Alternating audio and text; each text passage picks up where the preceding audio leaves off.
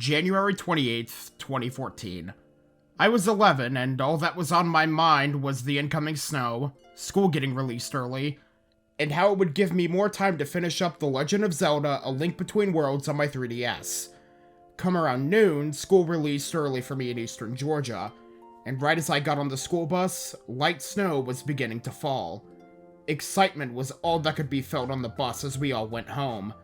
Once I got home, I remember going back and forth between doing what I wanted to do and going outside and playing in the snow. Little did I know that just a few dozen miles to my west, chaos was unfolding. That afternoon in Metro Atlanta, just a few inches of snow was enough to bring the city to a crashing halt.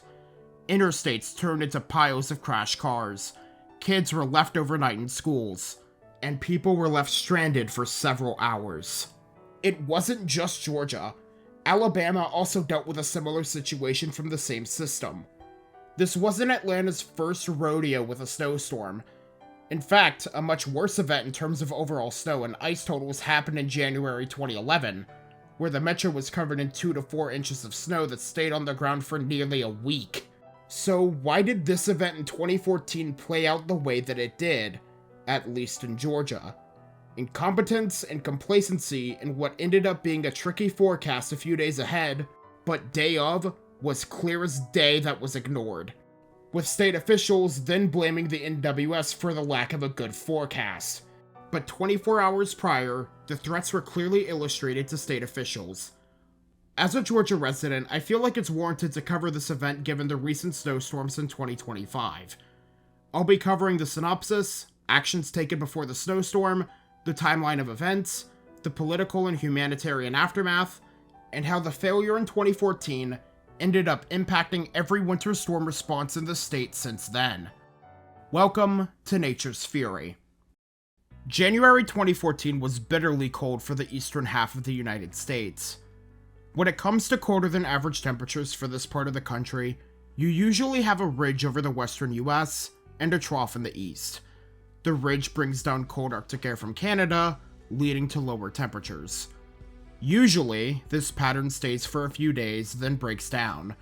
In January 2014, that pattern persisted for pretty much the entire month. Many remember on January 7th, at least in Georgia, that for the first time in quite some time, temperatures in the single digits were recorded in the state, and wind chills in the negative teens. It was so cold that schools across the state closed in advance of it. 20 days later, another blast of Arctic air was on the way. On January 27th, a cold front swept across the country with a large Arctic air mass behind it, bringing in frigid air into the southern United States that originated from a fracture in the polar vortex. Meanwhile, an area of low pressure showed signs of developing in the Gulf. If you know anything about winter weather setups in the southern US, this is normal. However, the forecast was a major pain. Initially, the main area of concern was south of the Atlanta metro and along the Gulf Coast. While model data is not easily accessible from this event, there were a few trends that heavily impacted the expectations and drastically affected the forecast. When it came to forecasting the event that would eventually bring Snowjam 2014, the biggest issue was that most models heavily underestimated the northern extent of the moisture.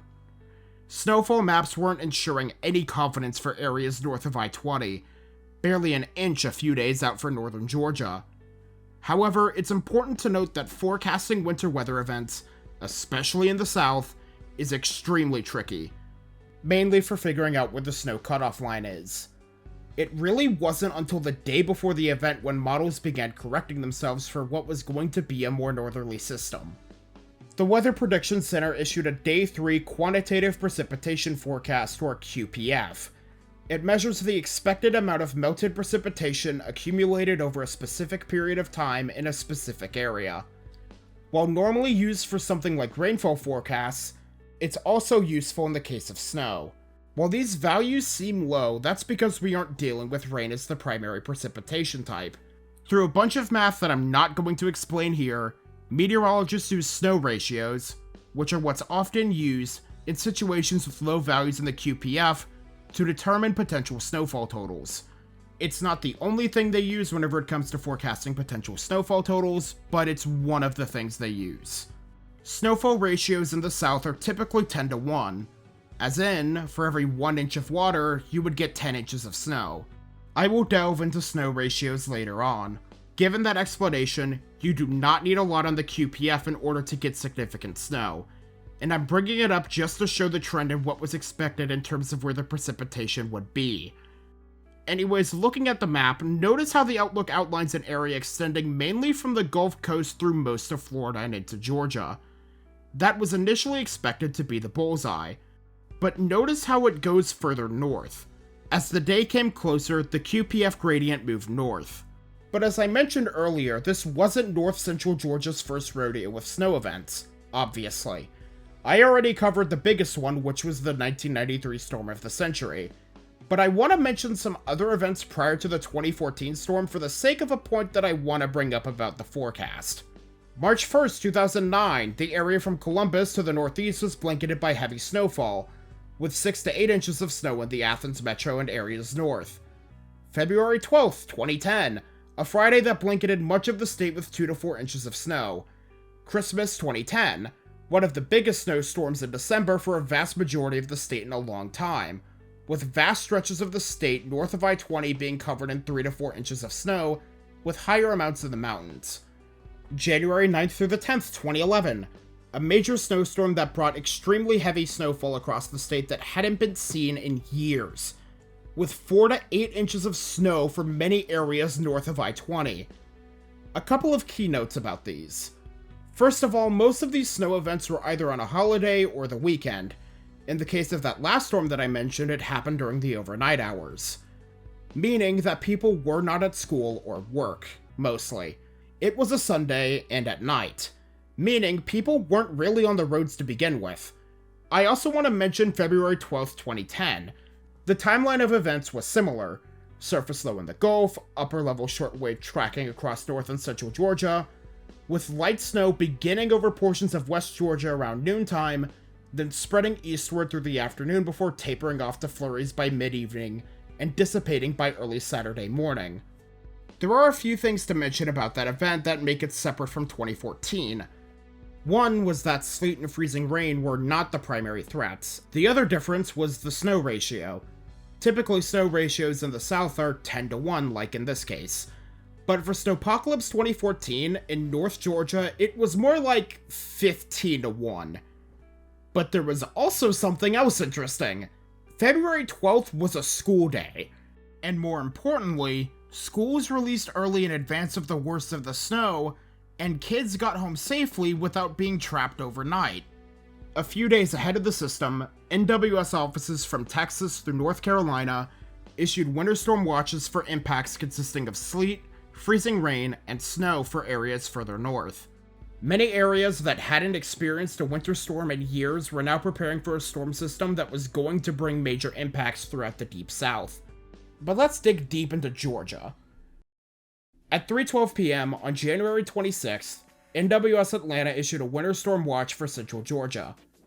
However, it was clear at this point that the majority of impacts was expected to be south of I-20 through the Atlanta metro, and then south of Georgia State Routes 316 and 72. Shortly after the watch was issued, the NWS sent a briefing to state officials, warning that the main area of concern was around the fall line between the Piedmont and coastal plain region of the state, where a mix of snow and sleet was expected. At this point, only snow was expected across northern Georgia. Areas further south were in a hotspot for ice more so than snow. At 9:06 p.m., the Georgia Department of Transportation, or GDOT, provided this information to various district supervisors. Early the next morning, the watch was expanded to include most of the Atlanta metro, excluding Cherokee and Forsyth counties, and shortly after, the Georgia Emergency Management Agency, or GEMA, received the information, briefed executive staff, and created a winter weather incident in the GEMA crisis management system. At this point, confidence was increasing for a significant snow event across vast portions of the forecast area.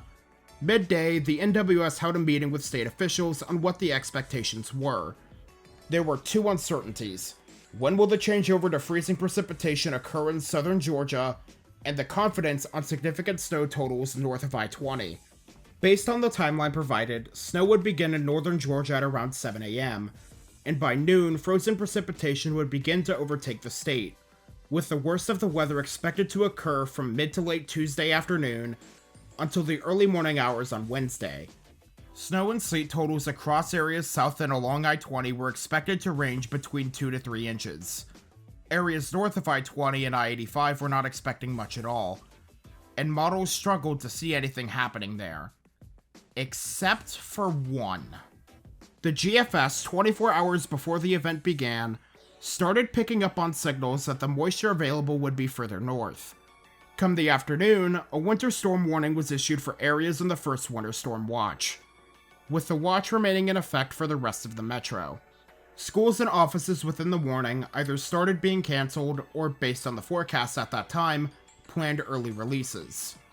Also that afternoon, GEMA's State Operations Center sent emails to appropriate state partners who would be present in the SOC and notified state agency heads of the state inclement weather policy. At the same time, GDOT notified its district maintenance engineers that the GDOT EOC would be open at noon on Tuesday. That night, at 9:36 p.m., the winter storm watch for the North Metro was upgraded to a winter weather advisory.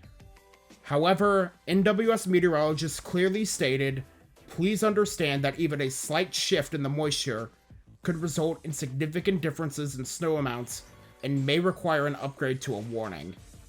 However, people didn't perceive the advisory as something major since it wasn't a warning, even though it was an upgrade from a winter storm watch.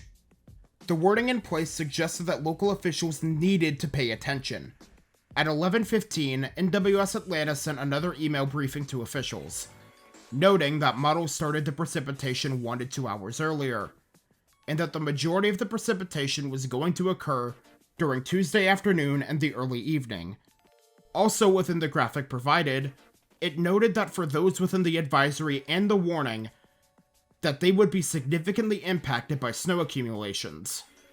At 3:39, the winter storm warning was expanded to include the metro, with a winter weather advisory issued for most of the northern part of the state. Regardless, state officials were on alert that a major event could potentially be on the way. So how did they prepare? Well, besides the actions that I mentioned prior, outside of those, it's better to ask how they didn't.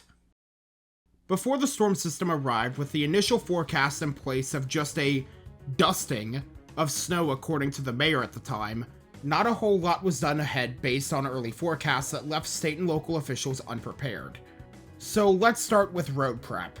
In the state of Georgia, GDOT is in charge of preparing roads ahead of winter weather events to make the roads somewhat drivable. For the winter storm in 2014, the GDOT had 2,130 employees on call, with 22,000 tons of salt, 42,000 tons of gravel, 70,000 gallons of brine, and 705 pieces of available equipment for the entire state. For the storm in 2014, GDOT says that they made only around 5,000 gallons of brine. Brine is often used to prevent ice from developing on the roads.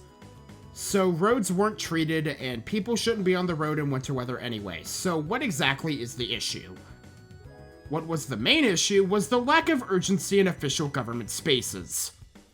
When the winter storm warning was issued at around 3:40, schools and county officials had nearly an hour and a half to determine whether to close or do an early release. While you may say that's not a lot of time, the NWS clearly stated that travel would be risky across much of central and north Georgia, including the Atlanta metro, as soon as Monday afternoon, and also stating, "Don't wait to make plans for work or school." And in that email from 11:15 p.m. on Monday, the graphic mentioned that there would be significant impacts in the regions of the winter storm warning and the winter weather advisory. So given that it wasn't a warning until then, schools and government offices stayed open in parts of the metro, with no scheduled plan for an early release. Looking at the State After Action report, the reasoning for staying open relates to how school systems were not used to these snow events happening during the daytime hours, which I'm just gonna go ahead and call BS given what happened on February 12th, 2010. You know, another major snowstorm that was a daytime event. That was handled just fine. The only thing that could explain how it wasn't botched in February 2010 was due to a higher level of confidence in the forecast. However, I cannot say for certain as there isn't much I can find regarding that. I also want to mention that in Alabama, the situation was also problematic. Forecasts ended up being a headache as the moisture ended up being further north hours before they were supposed to. And given that the road temperatures were not at freezing, once the snow fell to the ground, it initially froze over as ice.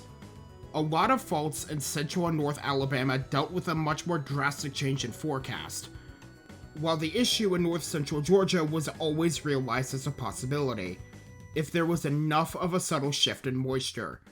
But then again, hindsight is 2020, or 2014 in this case. So now let's talk about what actually happened. In the early nighttime hours of the 27th, things were already shaping up in Texas in a big way.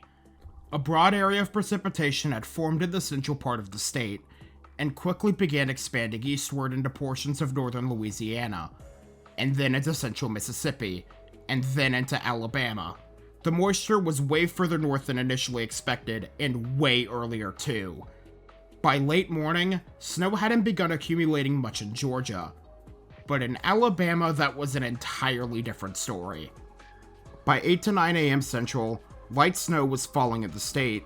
However, the air was still very dry, and in a process called evaporative cooling, temperatures fell down further into the teens.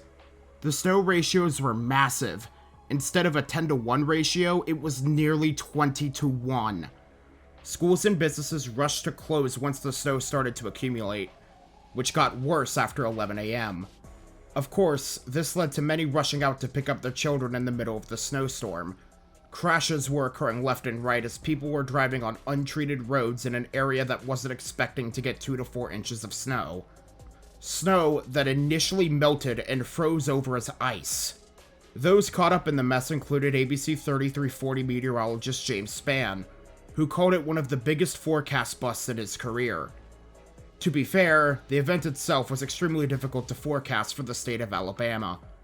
Already there was a signal that there was more moisture in the southeast than anticipated, and it was expected that what was happening in Alabama would soon extend into most of Georgia.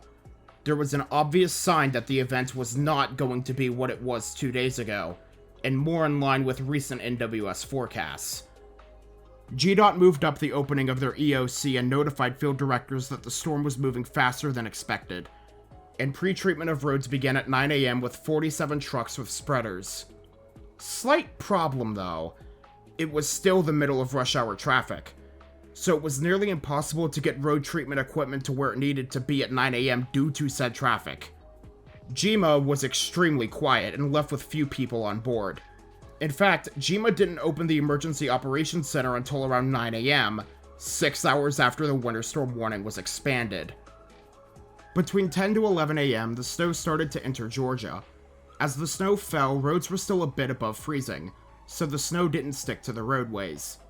What happened instead was that the snow melted on contact, and then refroze as ice. At around 10, Governor Nathan Deal signed an executive order giving state agency heads liberal discretion to release employees and close state offices. It was distributed by GEMA to state agency heads at 10:25. Just after noon, the GDOT commissioner emailed copies of the state law requiring chains on trucks to appropriate parties. But by the time that was sent out, heavy traffic was already present across the metro. Even worse, snow was starting to accumulate in the north-central part of the state. It wasn't until around 1 p.m. when the entirety of North Georgia had its oh crap moment. Just after 1, the entirety of NWS Atlanta's warning area was placed under a winter storm warning, due to more snow and icy roads. Panic ensued in Atlanta. All at once, schools, businesses, and government offices closed, with officials realizing what was going to happen. Within minutes, typical 4 to 6 p.m. rush hour traffic was ongoing in downtown Atlanta and across the metro, with most of the roads not being properly treated, with a high volume of traffic on the interstates, and with drivers who were not adjusted to driving on ice. It became a humanitarian crisis almost instantly. People often make fun of Southerners because they shut down everything over a few inches of snow, without realizing that the initial snow had become ice on the roads. Crashes were happening left and right. GDOT trucks that were trying to come out to treat the roads before more snow could fall were gridlocked in traffic, or involved in car accidents. Emergency responders ended up in the same boat, in wrecks or in traffic, on top of semis that weren't told to avoid Atlanta entirely ahead of the storm.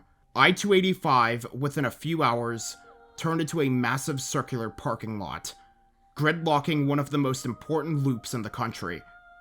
Ordinary people came to grips with what was occurring. Many spent anywhere from 10 to 24 hours in their cars, going to social media to lament about their situation. A vast number of people just abandoned their vehicles, either due to impatience or because they ran out of gas. They walked miles upon miles to either get home or reach some form of shelter. During that afternoon, GMA coordinated with Hartsfield-Jackson International Airport and requested that commercial traffic avoid Atlanta. It wasn't until 5:15 p.m. when Governor Deal issued a state of emergency for all of Georgia. But then there was the biggest issue, and the one that enraged Georgia residents the most: the schools. While places further east like Athens were able to get schools out before the worst of the snow arrived, areas such as Metro Atlanta and places further north were pretty much screwed. At first, school buses went out like normal to do their routes, only to end up getting stuck or involved in a wreck. Some school bus routes lasted for up to 12 hours just for one load of kids. What ultimately happened was that across one of the most populated parts of the South, children and teens stayed overnight in schools because it was too dangerous to send them home. To give credit where credit is due, the teachers across the state did their best to accommodate the situation, hosting movie nights and doing everything they could to keep students fed and comfortable. School system administration, on the other hand, was getting all of the criticism in the world. The National Guard began mobilizing vehicles and personnel for potential missions earlier in the day, and the Joint Forces headquarters in Marietta issued guidance to armories in the Metro Atlanta area to be prepared to move at the call of the governor. That evening, the governor had mobilized the Georgia National Guard to help assist local and state officials, sending 50 Humvees and 2 cargo trucks, with 203 personnel who were on active duty. They were tasked to help children who were stuck in stranded school buses and help citizens on icy streets.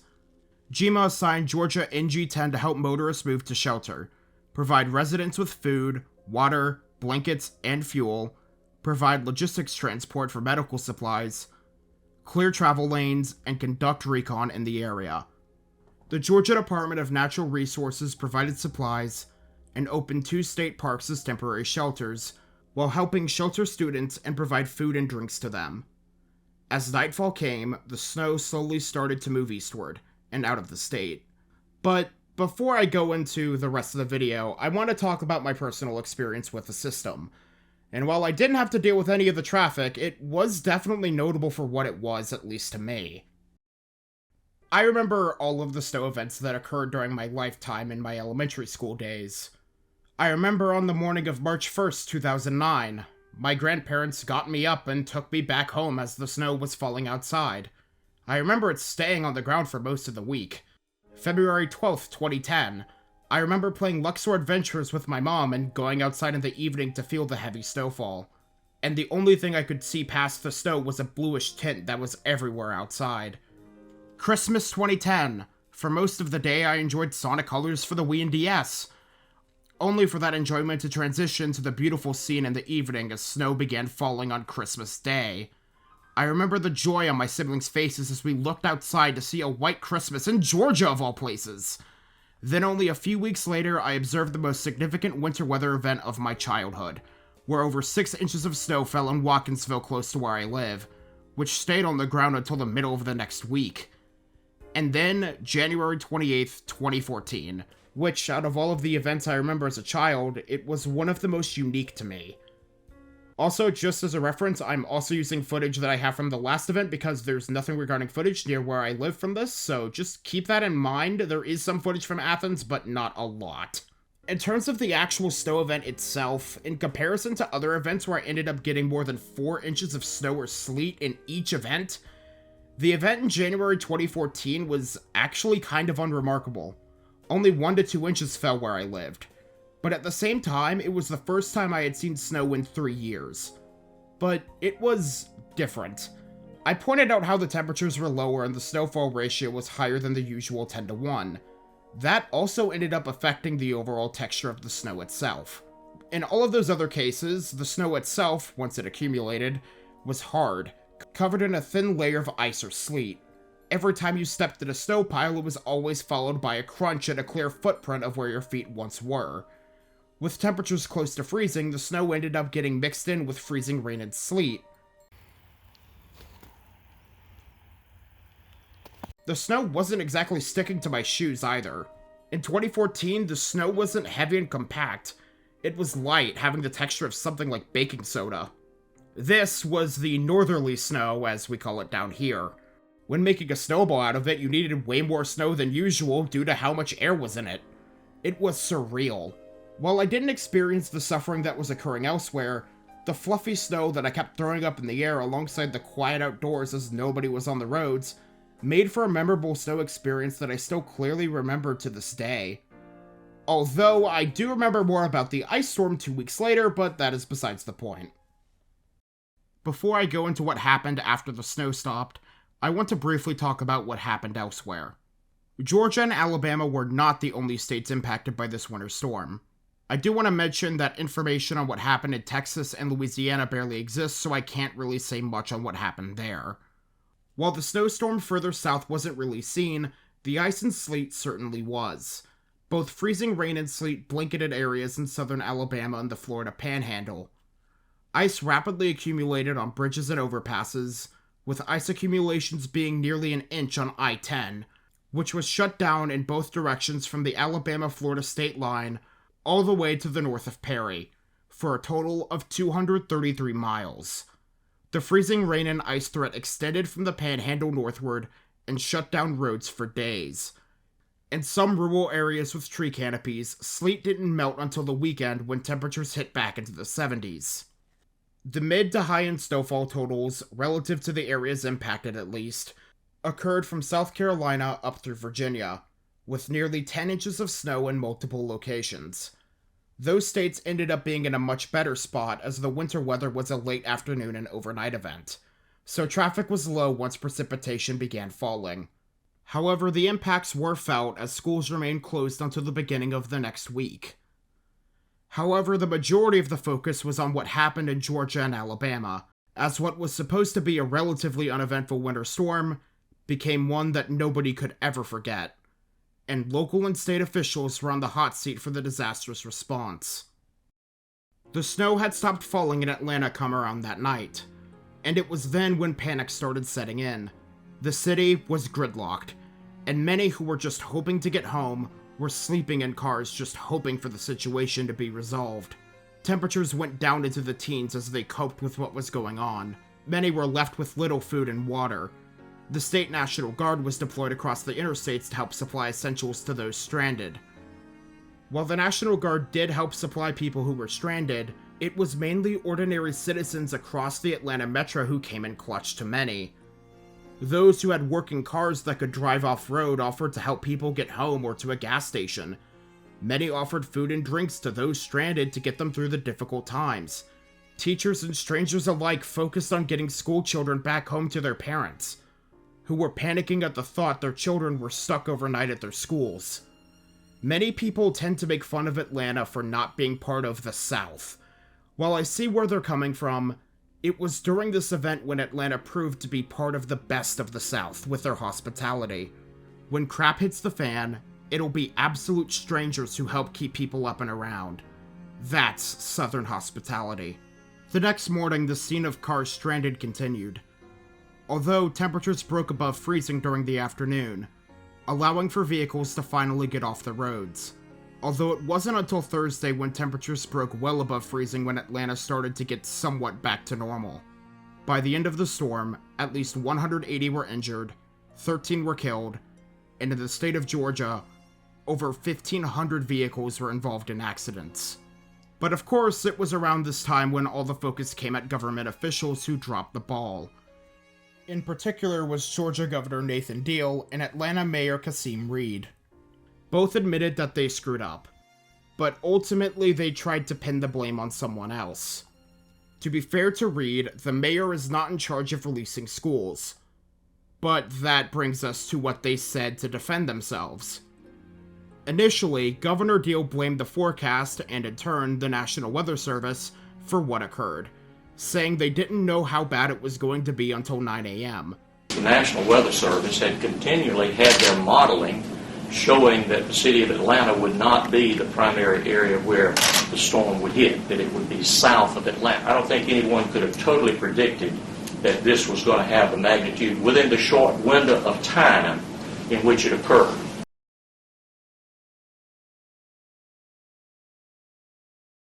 Are you sure about that? You can make that argument for Alabama based on statements from NWS Birmingham stating how rapidly the system evolved the day of, but NWS Atlanta had sent out press briefings as early as Monday afternoon warning of dangerous travel, repeating that in the nighttime email that nobody seemed to read. He pointed out that he didn't want to cry wolf, saying that if they had gotten a simple dusting, the press would be wondering why the entire Atlanta metro was shut down for a dusting instead. However, the forecast did change with enough time for schools and government offices to be closed. Regardless, schools should have been paying attention based on what the NWS was saying the day before. Mayor Reed did admit to the fact that they should have done staggered releases, which good for him for admitting he did something wrong. But by trying to argue that the state was prepared for the storm but it was just an issue of execution, misses the point that they weren't prepared at all. But a lot of heat was on local school superintendents who were also informed of the multiple winter storm updates and did nothing. Why? Well, with school systems in Georgia, if there is a chance that nothing will happen, at least prior to 2014, they will take a gamble to keep schools fully open because it saves them a potential makeup day and money as well. Again, for the Metro Atlanta area, this was the second big scandal in recent memory. If there is any good news that comes out of this event, it's that since then, the state of Georgia has taken numerous measures to make sure something like Snowpocalypse 2014 doesn't happen again. And their first test was less than 2 weeks later. Before I go into major changes to Georgia winter weather preparedness, I need to mention the elephant in the room. From February 11th through the 13th, a historic winter storm swept across the South. It came in 2 rounds. A round of snow, sleet, and rain on the 11th, and then another round of freezing rain and snow on the 12th. While impacts from the 11th were minimal, schools and offices remained closed. The ice storm that resulted from the 12th was massive. Many areas in east central Georgia and into South Carolina saw ice totals they hadn't seen in ages. But mainly, there was one major day of this event that showed how local governments approach the system. That Friday. By late Thursday, the precipitation was gone, and I remember most of the snow and ice had melted. Regardless, schools were canceled once again alongside other county events for that Friday. Even though there was a chance that black ice could form again, which was why school was closed on Thursday, school systems across the state were not taking any chances. I'd love to go more into the system at some point in the future. In fact, I clearly remember seeing an icicle that was at least a few inches thick under my dad's F-250. But that'll be for another day. The main takeaway is that governments did not want to screw this up twice in a row. So I mentioned a little while ago that after Snowpocalypse 2014, the way the state responds to winter weather has changed drastically. So what happened? After the winter storms, state and local officials took steps to prevent what happened from happening again. The simplest one was regarding the director of GEMA, and we'll start there. In November, he was demoted from director to deputy director. Not fired per se, but given a more insignificant role. While no new laws were passed, at least to my knowledge, major changes did occur at the state level. On February 3rd, Governor Deal announced the creation of the Severe Winter Weather Warning and Preparedness Task Force. I'll just be calling it the Winter Weather Task Force because that is a mouthful otherwise. The purpose of the task force was to identify short and long-term recommendations aimed at better preparing the state's emergency response efforts. So what changes were made? First of all, the weather alert system was updated to send winter weather conditions to the public via cell phones. advising people to stay off the roads in case of hazardous road conditions. The position of state meteorologist was established to help monitor forecasts and coordinate with state agencies. The GDOT heavily invested in tools in case something happens again. As of 2025, the GDOT has 51,000 tons of salt, 47,000 tons of gravel, 1.7 million gallons of brine, and they can produce 60,000 gallons of brine per hour statewide, 138,000 gallons of calcium chloride, 431,000 pounds of granular calcium chloride, 401 snow removal dump truck units, 56 F-250 pickups with plows and spreaders, 14 brine tractor trailer units, 2 brine striker units, 9 brine production units, and 2 batch units. And they now have the authority to relocate district resources to the most needed areas during an event. GDOT also appoints a highly skilled assistant state maintenance engineer, who coordinates the department's response to all weather events, emergencies, and crises.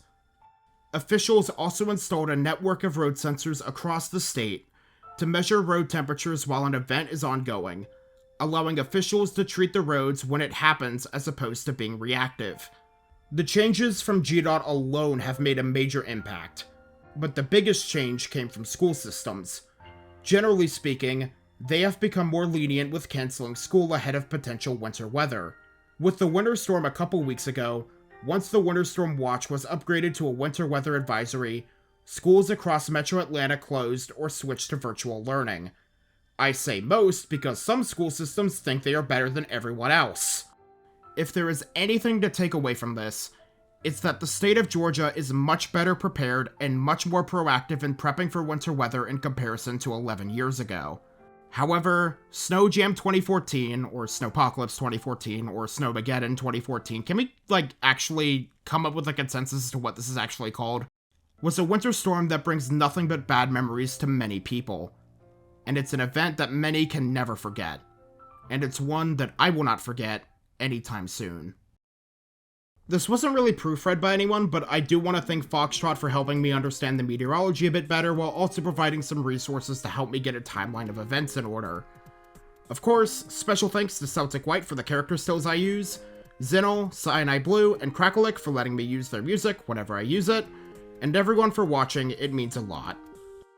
Special thanks to those subscribed to the channel Patreon or are a YouTube member, those being Montpelier and Willem at the Alfie's Army tier, Azalea, Heldrake Zero, Michelle, Tanner, Techno Idioto, and Warm Off the String at the Elf Junior tier, and Altostradamus, Basilius of Stupidonia, Bipolar Batty, Brian Hawley, Dante DMC, Foscrew, Foxtrot, Grenadines Des, Hannah Stormer, Husky, Kara Kelly, Kate, King Shisha, Leonard Brown, Liz Swaff, Means Beans Machines, Mama G, Rain, Rama, Southwest Florida Elevators, and Van Granny at the Elf Midi tier, and everyone shown on screen at the Elf Supporter tier.